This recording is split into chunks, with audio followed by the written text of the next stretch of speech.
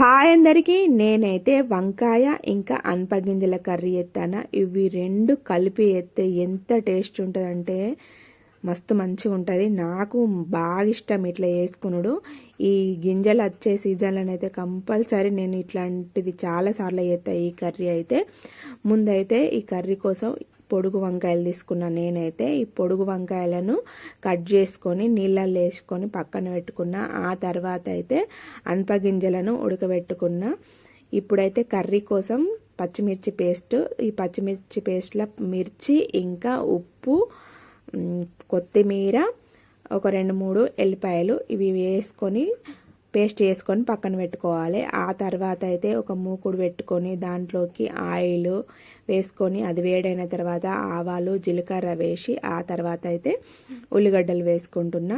ఈ ఉల్లిగడ్డలు వేగిన తర్వాత అల్లం వెల్లుల్లి పేస్ట్ వేసుకొని కలుపుకొని ఇప్పుడైతే మనం ముందే తయారు చేసి పెట్టుకున్న పచ్చిమిర్చి పేస్ట్ ఉంటుంది కదా, దాన్ని కూడా మొత్తం వేసి కొంచెం వేగిన తర్వాత మూత పెట్టుకోవాలి. మూత పెట్టుకుంటే కొంచెం తొందరగా ఉడికినట్టు అవుతుంది.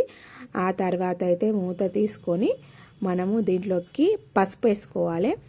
పసుపు వేసిన తర్వాత ఇప్పుడు దీంట్లోకి టమాటాలు వేసుకోవాలి. నేను ఈ కర్రీ కోసం అయితే ఒక 3 టమాటాలు కట్ చేసి పెట్టుకున్నా, వాటిని అయితే వేసుకుంటున్నా.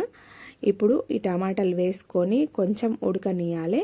ఉడికిన తర్వాత మనము ముందే కట్ చేసి పెట్టుకున్న వంకాయ ముక్కలు ఉంటాయి కదా, వాటిని అయితే దీంట్లోకి వేసుకోవాలి.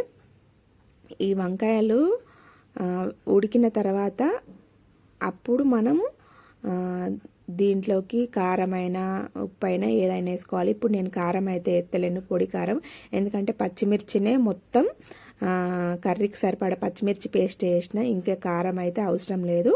ఇది ఉడికిన తర్వాత కొంచెం ఇప్పుడు దీంట్లోకి ఉప్పు అప్పుడు కొంచెం వేసిన కాబట్టి ఇప్పుడు కొంచెం ఉప్పు ఇంకా ధనియాల పొడి, ఇవి 2 సరిపోతాయి. ఇంకా ఏం వేసుకోవాల్సిన అవసరం లేదు.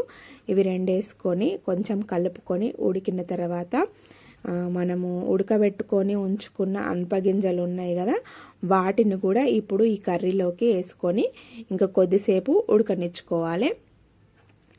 ఇట్లా ఉడికిన తర్వాత కొంచెం మళ్ళీ దీంట్లోకి అయితే నీళ్ళు వేసుకోవాలి. ఇది కొంచెం పులుసు పులుసు లాగుంటేనే మంచిగా ఉంటుంది ఈ కర్రీ. ఇప్పుడు నేనైతే దీంట్లోకి నీళ్ళు వేసుకుంటున్నా. ఎంత మంచిగా ఉంటుంది ఈ కర్రీ అయితే ఇక చెప్పలేను, ఎన్నిసార్లు చెప్పినా తక్కువే. ఇంకా రొట్టెలకు అయితే ఎంత మంచిగా ఉంటుంది అంటే అంత మంచిగా ఉంటుంది. ఇప్పుడు కొంచెం సేపు మూత పెట్టుకొని ఒక్కసారి ఆయిల్ మొత్తం పైకి వచ్చేదాకా ఉడకనియాలి. ఇప్పుడైతే మొత్తం ఉడికింది. దీంట్లోకి అయితే ఇప్పుడు కొత్తిమీర వేసుకుంటున్నా. ఈ కొత్తిమీర వేసుకున్న తర్వాత కర్రీ ఇంకా అయిపోయినట్టే. ఇదైతే ఈ కర్రీ వేసేటప్పుడు పోపులోకి మెంతి కూర అయితే ఇంకా మంచిగా ఉంటుంది. ఇప్పుడు మెంతి కూర లేదని వేయలేదు, కానీ ఏతనైతే ఎంత టేస్ట్ ఉంటుంది అంటే అంత టేస్ట్ ఉంటుంది. ఇప్పుడైతే ఈ వంకాయ అనపగింజల కర్రీ అయితే అయిపోయింది. నేను అన్నంలోకి వేసుకుంటున్నా.